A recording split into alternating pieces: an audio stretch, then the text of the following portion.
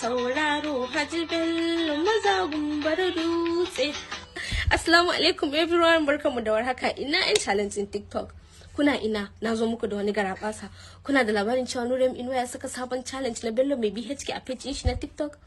Kar ku bari a baku labari, ku yi maza ku garzaya page Nura Inuwa ku je ku yi amfani da wannan sound mai suna Bello mai BHK domin cin kyautan da aka tanadar muku.